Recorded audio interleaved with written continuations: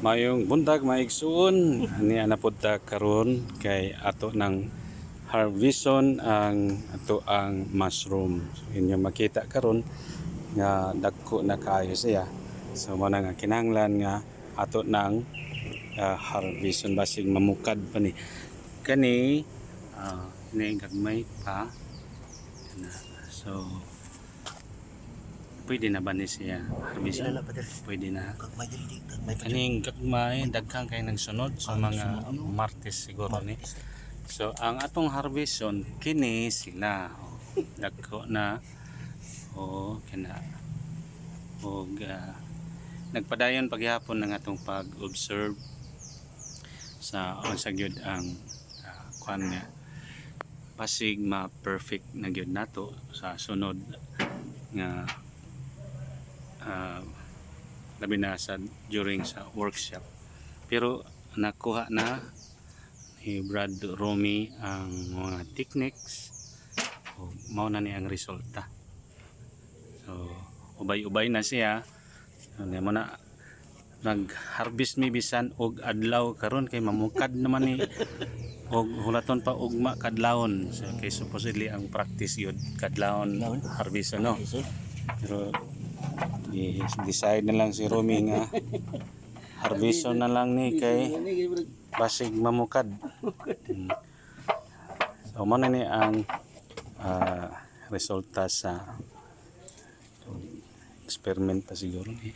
Pero na ay daghan na kay nang magsunod. Kuan Kakaiblot, nawar ko na no? So Ako nang tapunan og balik. kani Daghan na no? magsunod na ni siya. Mao na ang kuan nga unya ang paghumol ani sa unas Tulo ka oras na ni. tulo lang ka oras. Oras na. I-compare na mo sa katong overnight katong duha ka kuan didto murag kani ang Grabe ni. grabe nga 3 hours sa ang paghumol sa unas una siya i-plaster nindot ang resulta no ako so mani ang among ihanyag sa mga GSL sa matag GKK nga i-train pod sila karong pizza 20 puhon kay para nga sila maka kuan pod og ilang kaugalingong income generating project nga mao ning mushroom. Dili manggod ni siya gasto kay ang mga materialis nga gamiton naara sa palibot. Okay ba Rom? So Tinuod pa der. mo ni ang nakanindot ani kay dili na ta kuan ang palito na lang gyud ani kay ang cellophane o abono og similya. So gamay ra pud ang abono.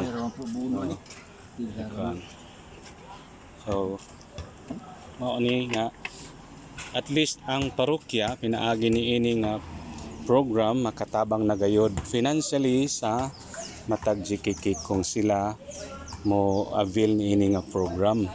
So man nga nag-set og schedule for workshop og training sa July 20 para nga mapaambit namo ni kay ang purpose ginamo ni nga maadto gini sa mga GKK aron nga di na gyud sila maglisod pa sa maong pagpangita og IGP nga pinaka sayon nga IGP kani gyud no.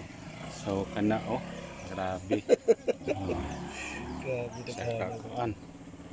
So mani ang kuan unya kung dunay mangutana nga unsa ang market ani. So kami na ang mangita diri sa parokya og market og kami ang mokompra gikan sa GKK para di sila maglisod pod sa pag-dispose kung naa na sila produkto. Tabangan gyapon sila para nga dili kanang dili daot ang ilang produkto. Nagid sila kaadtuan dayon. Ang kanang nagsul sa ilalom ba dakong kayo. So kini naapay nagsunod diri nga area daghang kaayo sa Martis. sa ilalom, so manggawas na ni sila probably mga Tuesday. So another harvest na po sa Tuesday. So testingan na mag-harvest sa alas 4 or alas 5 sa kadlaw. Karong Martes pohon. So katong nangagi ang among na-harvest kay natag 1/4 kilo lang. No? Karon muraga mo moabot naman siguro ng pila ka kilo kay daghan naman. Oo. Kan. So man siya ang kwan. So si Brad Romy ang in charge na sa Paris Finance Council o mao gyud ni ang nahuna-hunaan dayon namo kay concern pod niya ang mga GKK, no? Kan nga matabangan sila pinaagi nining maong mga IGP, no? So blessed kayo ta nga naay kabaluan ni si Brad Romy og nga Ang kayo diri mo. Martis di pa din. iya pong gusto nga i-share gyud, no? So mao ni ang nindot nga leader Simple ra jud kayo. mo share gyud sa ilahang nakatunan, no? Ugma di ta maharbis ugma. Oh, so by Tuesday. Tuesday tas morning ta. Morning ta. Morning. Oh, sige. So mga igsuon mao ni ang pinakadaghan karon nga na harvest nato. So sa Martes mo doble pa ni siya. Pwede siya. Tungod kay daghan kaayo ning gasunod. So Ano gini mo?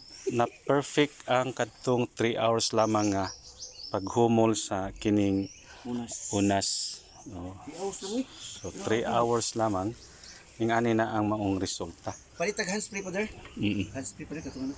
Okay, so sa Tuesday pohon i-update na pud mo namo para niining maong Pun.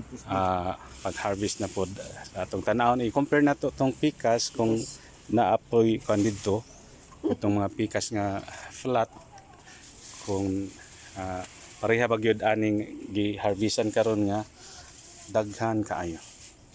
Okay, so kato lang mayong buntag og salamat sa inyong pagpaminaw. Kung doon na mo yung mga questions may tungod niini, so feel free to comment. Salamat og maayong buntag kanatong tanan. God bless us all.